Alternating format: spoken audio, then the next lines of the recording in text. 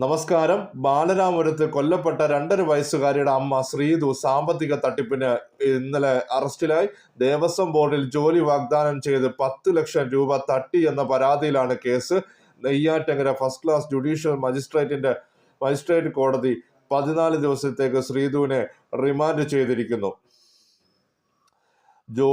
ജോലി വാഗ്ദാനം ചെയ്ത് ബാലരാമപുരം സ്വദേശിയിൽ നിന്നും ദേവസ്വം ബോർഡിൽ ജോലി വാഗ്ദാനം ചെയ്ത് ബാലരാമപുരം സ്വദേശിയിൽ നിന്ന് 10 ലക്ഷം രൂപ തട്ടിയെന്ന കേസിലാണ് ശ്രീതുവിനെ അറസ്റ്റ് ചെയ്തത്. വ്യാജരേഖ ചമയ്ക്കൽ, വിശ്വാസവഞ്ചന എന്നീ കുറ്റങ്ങൾ ചുമത്തിയായിരുന്നു നടപടി. റൂറൽ എസ്പിയുടെയും ഡിവൈഎസ്പിയുടെയും നേതൃത്വത്തിൽ മണിക്കൂറുകൾ നീണ്ട ചോദ്യം ചെയ്യലിനൊടുവിലാണ് അറസ്റ്റ് രേഖപ്പെടുത്തിയത്. അതിനെക്കുറിച്ച് നടത്തിയ അന്വേഷണത്തിൽ ഇവർ പൈസ ചീറ്റ് ചെയ്തിട്ടുള്ളതായും അതുപോലെ തന്നെ ചില രേഖകൾ കൃത്യമായിട്ട് ഉണ്ടാക്കിയിട്ടുള്ളതായും തെളിവ് പോലീസിന് ലഭിച്ചിട്ടുണ്ട്. അതിൻ്റെ അടിസ്ഥാനത്തിലാണ് പോലീസ് കേസെടുത്തിരിക്കുന്നത്.